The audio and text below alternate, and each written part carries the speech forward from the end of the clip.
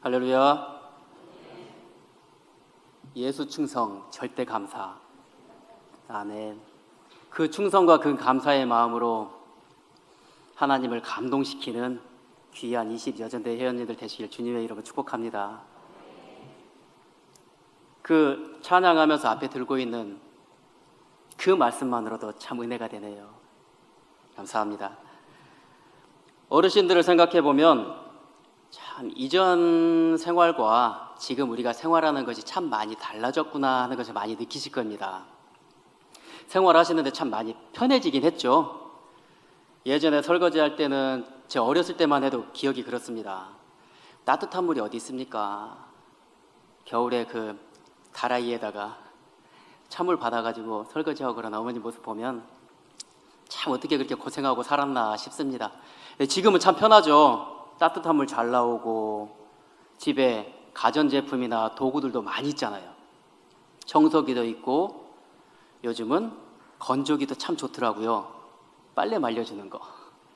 이렇게 우리 생활 속에 편리하고 좋은 물건들이 참 많이 나옵니다. 이것이 이제 과학의 힘이죠. 사람들이 연구하고 개발하면서 그런 과학이 이렇게 우리 생활에 참 편리함을 많이 줍니다. 우리 주변에 이런 편리한 생활 도구들이 그런 과학적인 사고, 거기에 근본을 두고 많이 개발이 되고 만들어지는 거죠. 그런데 그 중에서 인류의 가장 큰 발명품이라고 칭찬받는, 아주 극찬을 받는 우리 생활용품이 하나 있습니다. 각 가정마다 이거 하나씩은 아마 다 있을 겁니다. 바로 전자레인지입니다. 전자레인지는 처음에는 레이저, 그 무기를 만들려고 연구하고 개발하다가 그것이 생활 속에 반영을 하면 어떨까 하면서 변형시킨 것이 전자레인지입니다. 이 전자레인지 때문에 우리 생활에 굉장히 많은 변화가 일어났죠. 지금 이 전자레인지 없으면 어떻게 사나 싶기도 합니다. 저도 과학을 전공했습니다. 물리학을 전공하면서 이 세상의 모든 것을 과학으로 다 해명할 수 있다고 그렇게 생각하고 살아왔었습니다. 과학을 한마디로 표현을 한다면 우리 생활 주변에 일어나는 여러 가지 현상들을 이론으로 정립하고 정리하고 그것을 실험을 통해서 검증해내는 겁니다. 증명해내는 거죠. 한 가지 예를 들어본다면 우리가 하늘에서 번개가 치잖아요. 하늘에서 번개가 치는 것이 왜 구름 사이에서 저렇게 번개가 칠까? 사람들이 연구를 했습니다. 그래서 구름과 구름 사이에서 전하의 이동, 쉽게 말해서 구름과 구름 사이에 전기가 통한다는 것을 알아낸 겁니다. 그래서 인공적으로 번개가 치도록 만들어서 지금 그 인공적으로 번개가 치는 것을 만들어서 많이 활용하는 게 있습니다. 우리 자동차에도 그런 걸 실험을 합니다. 우리가 자동차를 타고 달려갈 때 혹시라도 번개가 쳐서 자동차가 낙뢰를 맞을 수가 있잖아요. 그랬을 때 안에 타고 있는 사람들이 안전해야 되기 때문에 그 인공 번개 가지고 자동차에 실험도 합니다. 그래서 사람들의 안전을 위해서 많이 활용을 하죠. 이렇게 주변에 나타나는 현상들을 이론으로 정립하고 실험을 통해서 증명해내는 것, 이것이 과학이죠.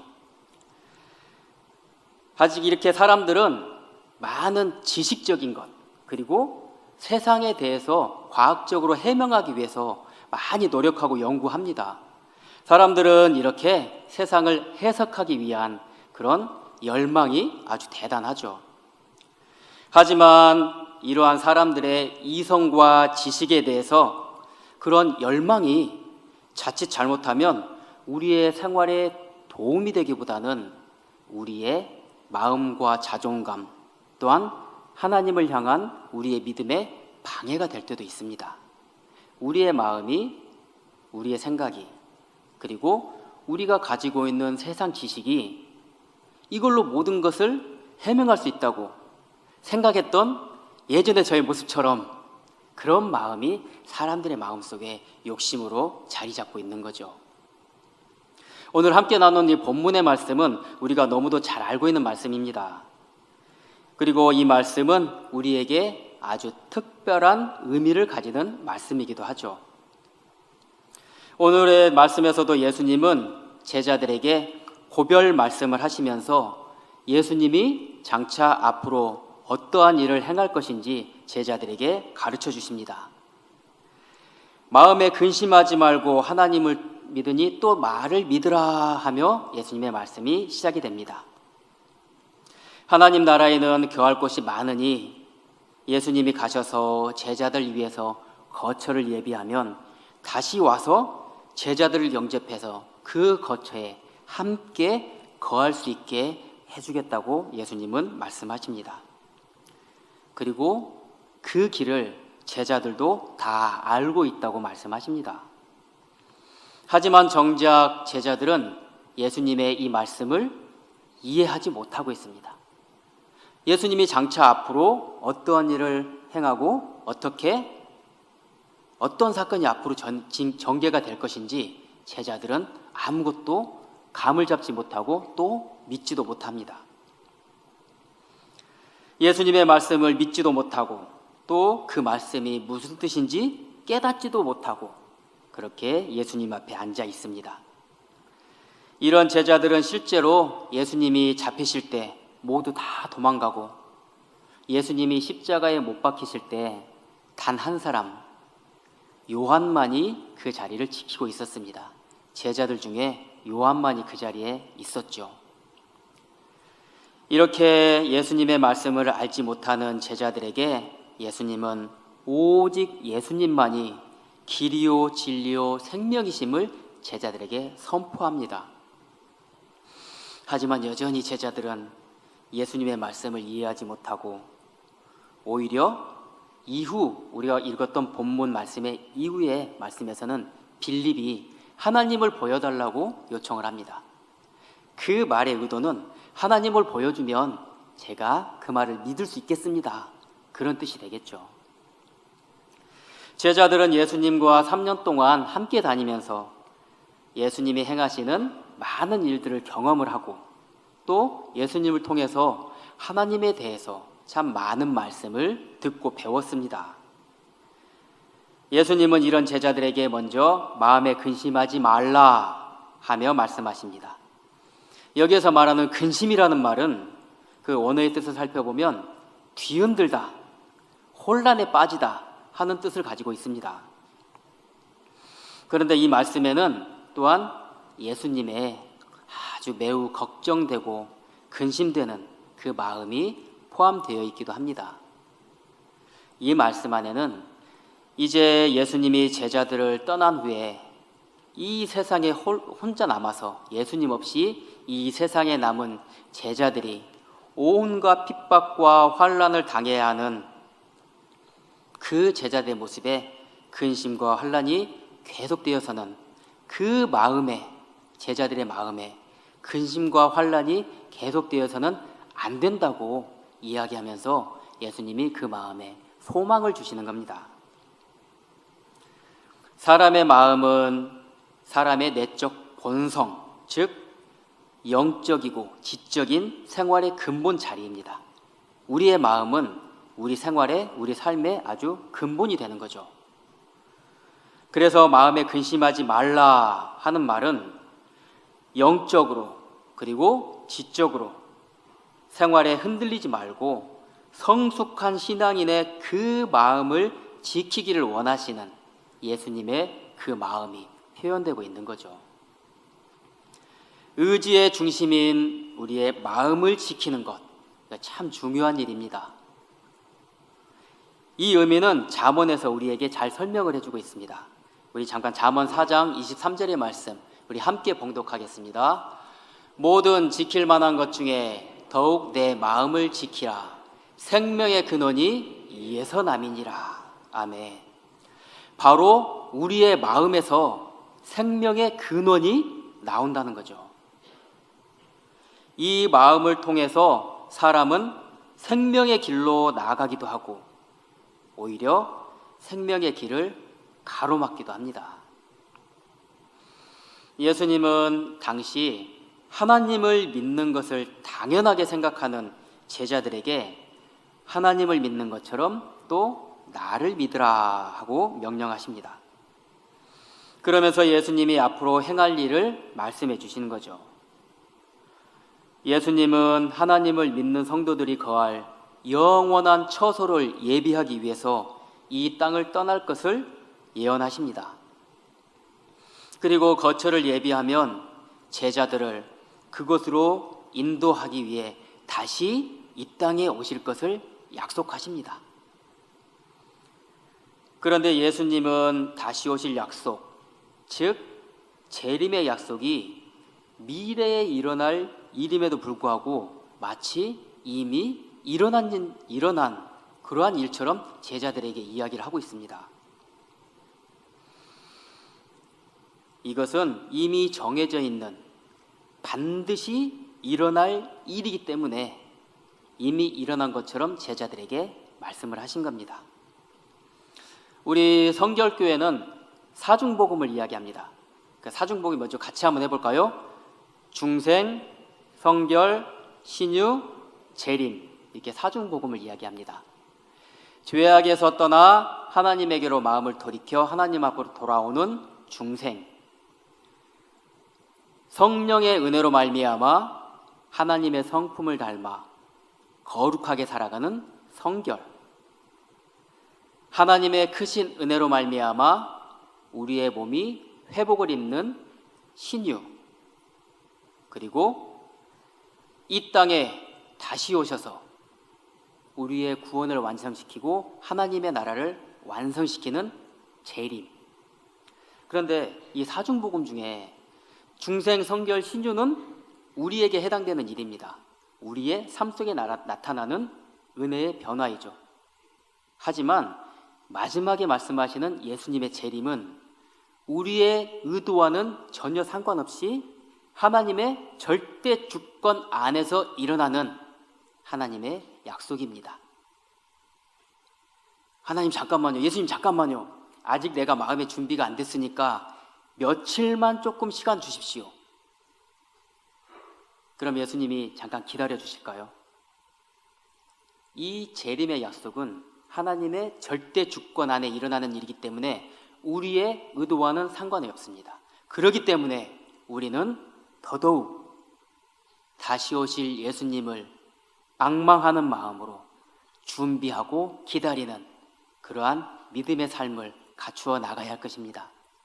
늘 예수님이 오신다고 했을 때 주저하지 않고 주 예수에 어서 오시옵소서 주님을 맞이할 수 있는 진정으로 하나님의 마음을 기쁘게 해드리는 그러한 믿음의 성도님들 되시기를 주님의 이름으로 축복합니다. 하나님의 은혜로 그리고 예수님의 그 사랑으로 이렇게 우리가 살아가고 있는데 이러한 제자들에게 예수님은 계속 설명을 해줍니다. 너희를 영접하여 하고 예수님은 말씀하시죠. 이 너희를 영접하여 이 안에 예수님의 그 재림의 뜻이 잘 설명되어 있습니다. 예수님의 사람으로 이 땅에 처음 오셨을 때는 사람들이 예수님을 영접해서 구원의 길로 나아가게 되는 것이죠.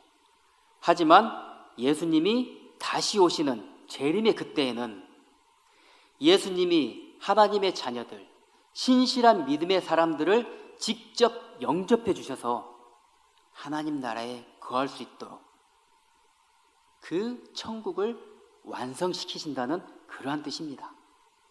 의미가 완전히 달라지는 거죠. 이 말씀은 비록 지금은 예수님이 지금 이 자리에 너희들과 함께 있지만 내가 너희를 위하여 거처를 예비하고 다시 와서 너희들의 그 믿음으로 내가 너희를 영접하겠다 하는 예수님의 약속인 것이죠.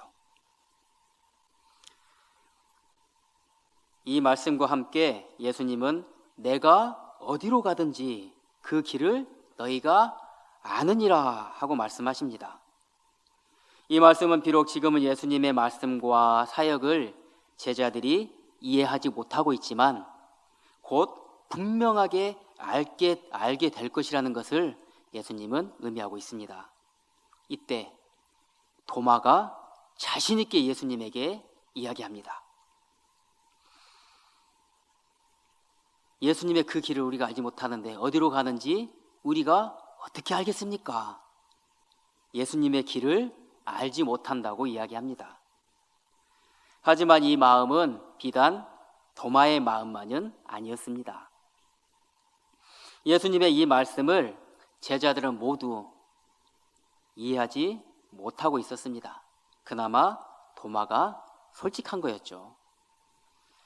이런 제자들에게 예수님이 누구인지 예수님은 직접 자신에 대해서 가르쳐 주십니다. 우리 본문 6절의 말씀을 같이 한번 봉독하겠습니다. 예수께서 이르시되 내가 곧 길이요 진리요 생명이니 나로 말미암지 않고는 아버지께로 올 자가 없느니라. 아멘. 오직 예수님만이 구원의 길이요 하늘의 거처에 이르는 길입니다. 오직 예수님만이 구원 그 자체이십니다. 오직 예수님만이 유일하신 하나님, 바로 진리이십니다. 오직 예수님만이 영원한 생명이신 하나님이십니다. 이 말씀이, 이 진리의 말씀이 조금도 의심 없이 여러분 안에 완전하게 믿어지기를 주님의 이름으로 축복합니다. 도마를 비롯한 많은 제자들은 이 예수님의 말씀을 이해하지 못하고 있었습니다.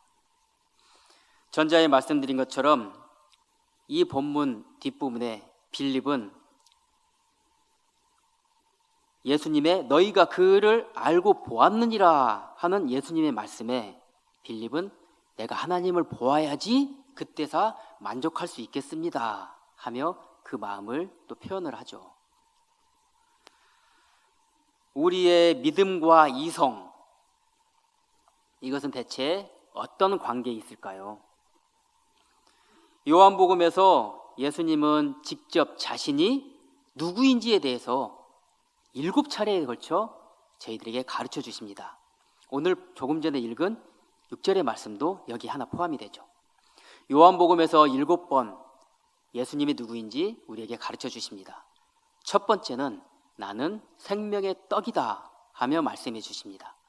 그리고 두 번째는 나는 세상의 빛이다 하면서 빛 대신 예수님의 본질에 대해 말씀을 해주시죠. 그리고 세 번째로 나는 양의 문이다 하며 우리를 구원하시고 인도하시는 목자로서의 예수님의 모습을 또 보여주십니다. 그리고 네 번째로는 나는 선한 목자이다 하며 말씀해 주십니다. 그리고 다섯 번째는 나는 부활이요 생명이다 하고 예수님의 본질에 대해서 또 말씀을 해주시죠. 그리고 여섯 번째는 조금 전에 우리가 봉독한 말씀 내가 곧 길이요 진리요 생명이다 하고 말씀해 주십니다. 그리고 마지막 7번째는 우리가 잘 아는 말씀입니다. 나는 참 포도나무이다 하고 이 7번에 걸쳐서 요한복음에서 예수님이 누구인지 직접 우리들에게 가르쳐 주십니다. 하지만 여전히 제자들은 예수님의 이 말을 이해하지 못하고 있습니다. 그런데 이런 제자들에게 아주 놀라운 일이 일어납니다. 예수님이 부활하시고 승천하신 후 예수님의 그 말씀을 믿으면서 한 곳에 모여 기도에 힘쓰고 있었습니다. 사도행전 2장에서 소개하고 있는 오순절 성령 강림 사건입니다. 이때 제자들을 포함한 120명의 사람들이 예수님의 말씀을 기억하면서 그 믿음 안에서 마가의 다락방에 모여 기도에 전념하며 부르짖으며 기도하고 있었습니다. 이때 어떤 사건이 일어났죠? 성령이 불같이 그들에게 임하니 성령의 말하심을 따라 각기 다른 방언으로 말하더라. 이후 이 제자들뿐만 아니라 그 안에서 성령 받은 모든 사람들은 자신의 목숨을 내어 걸고 예수 그리스도의 그 복음을 전하며 나아갔습니다. 결코 죽음 앞에서도 두려워하지 않고 오직 예수님만이 우리의 구세주이십니다. 오직 예수님만이 길이요 진리요 생명이십니다 하며 예수님을 전한 것입니다. 자기의 목숨을 내어 맡기고서 말이죠. 이것이 믿음의 힘입니다. 사랑하는 성도 여러분, 우리가 믿으니까 이해가 되는 걸까요? 아니면 우리 생각으로, 우리의 마음으로 이해가 되고 용납이 되니까 믿어지는 걸까요? 예수님이 물 위를 걸으셨다는 것이 이해가 되십니까? 그럼 예수님이 물 위를 걸으셨다는 것이 믿어지십니까? 이해가 안 되는데 그게 믿어지시나요? 그런데 그게 믿음이죠.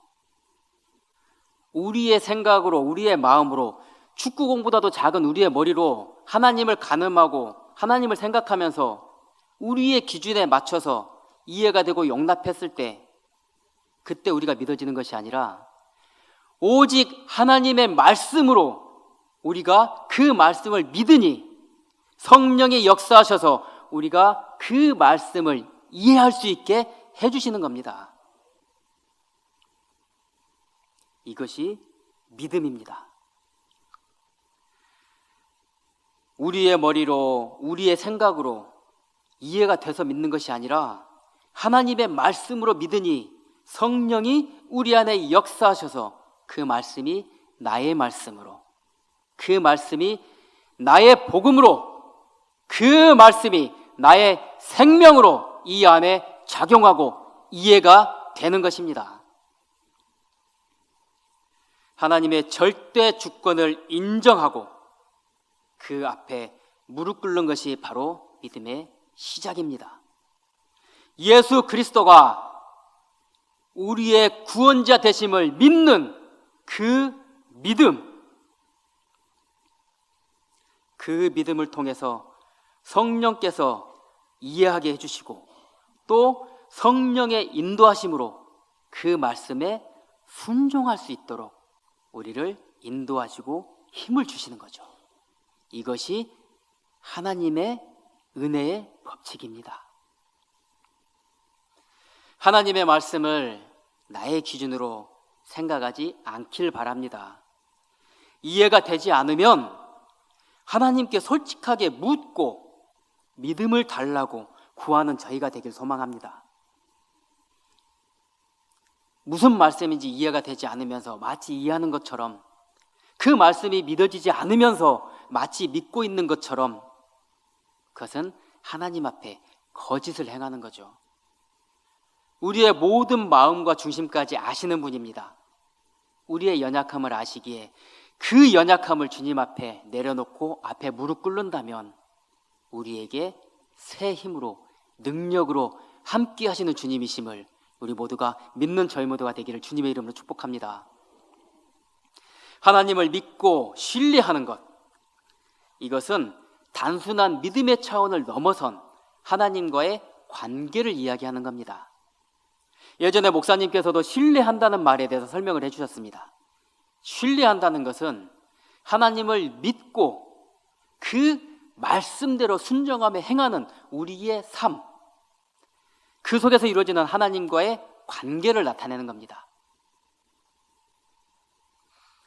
예수님이 가시는 그 길의 최종 목표는 하나님과의 영원한 삶의 교제입니다. 이것이 바로 우리가 따라야 할, 예수님을 닮아가야 할 우리의 길인 것입니다. 현 시대를 사람들은 포스트 모더니즘 시대라고 이야기를 합니다. 이 포스트 모더니즘이라는 말은 사람들의 개성, 다양성, 각기 다 다르게 생기고 각기 다 생각하는 것도 다르지 않습니까? 그런 다양한 것을 다 인정해 준다는 말입니다. 이렇게 생각하면 우리가 다양한 많은 사람들과 생활하고 관계 맺고 살아가는 속에서 필요한 부분이기도 합니다. 하지만 이 포스트 모더니즘이라는 이념 안에는 절대 진리를 부정하는 그러한 마음이 내포되어 있습니다. 너도 옳고 나도 옳고 다 옳은 것이야. 이런 논리가 되는 것이죠. 그래서 하나님 말씀을 거부하게 되고 이런 다양성을 인정한다는 그러한 명제하에 동성애 합법화라는 말이 나오게 되고 예수님뿐만 아니라 꼭 예수님만 구원이 아니야. 우리가 바르게 생활하면 얼마든지 구원의 길은 여러 가지가 있어 하는 이러한 논리들을 사람들 앞에 펼쳐내는 것입니다. 우리의 생각, 우리의 이성. 우리의 이성의 단점은 우리의 자신을 합리화하고 우리에게 유리한 대로 해석하려는 경향이 있습니다. 하지만 우리는 분명하게 마음에 새기고 또한 모든 사람들에게 선포해야 합니다. 오직 예수님만이 길이요 진리요 생명이라고 우리의 입술을 통해서 우리의 삶을 통해서 선포하여야 합니다. 우리의 삶 속에서 선포되어지는 우리 모든 성도님의 삶이 되길 축복합니다. 과학과 이성은 우리의 생활을 편리하게 하고 또 하나님을 더 잘 알아나가게 해주는 그런 방법입니다. 이러한 과학과 이성이 결코 하나님보다 앞서서는 하나님보다 우선이 되어서는 결코 안 되는 겁니다. 절대 진리는 오직 하나님이십니다. 예수님은 믿음이 아닌 이해를 위해서 표적을 구하는 자들에게 이렇게 말씀하십니다. 우리 누가복음 11장 29절의 말씀 우리 함께 봉독하겠습니다. 무리가 모였을 때 예수께서 말씀하시되 이 세대는 악한 세대라 표적을 구하되 요나의 표적밖에는 보일 표적이 없나니. 아멘. 무리가 모였을 때 예수님께서는 그들을 책망합니다. 이 세대는 악한 세대라. 예수님의 말씀을 듣고 하나님을 믿는 것이 아니라 그것을 우리의 생각 속에서 검증하고 이해하고 판단하려는 나에게 보여주세요. 그럼 내가 믿을게. 그러면 하나님은 그들에게, 예수님은 그들에게 무엇을 이야기하시겠습니까? 믿으라. 하나님을 믿은 것 같이 나를 믿으라. 예수님은 말씀하십니다. 반면 예수님의 그 믿음을 구하는 자들에게 또 이렇게 말씀하십니다.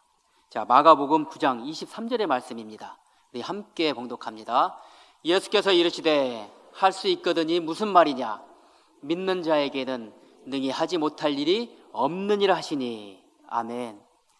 우리가 너무도 잘 알고 있는 말씀입니다. 자식이 병들어, 자식이 귀신 들려 쓰러져 있을 때 예수여 할 수 있거든 낫게 해주십시오. 그때 예수님이 책망하십니다. 할 수 있거든이 무엇이냐?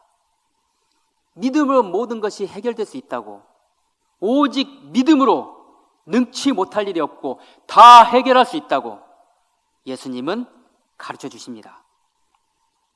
믿음은 모든 것을 해결하고 또한 모든 것을 이루는 능력입니다. 믿음은 하나님이 주시는 구원의 은혜이며 또한 사랑의 은혜입니다. 그 믿음으로 하나님의 말씀을 믿으면 성령께서 그 뜻을 이해할 수 있도록 우리 안에 일하시고 역사하십니다. 사랑하는 성도 여러분, 그리고 오늘 헌신하며 나아가는 우리 20여전대 회원 여러분, 믿음을 통한 성령의 일하심으로 말미암아 하나님을 더 깊이 알고 그 뜻을 또 이해하고 하나님과 더욱 친밀한 관계를 형성하면서 늘 하나님께 착하고 충성된 종아 나의 잔치에 함께 참여하라 하는 하나님의 칭찬을 받아 누리는 우리 귀한 성도님들과 그리고 20여전대 회원님들 되시기를 주님의 이름으로 축복합니다.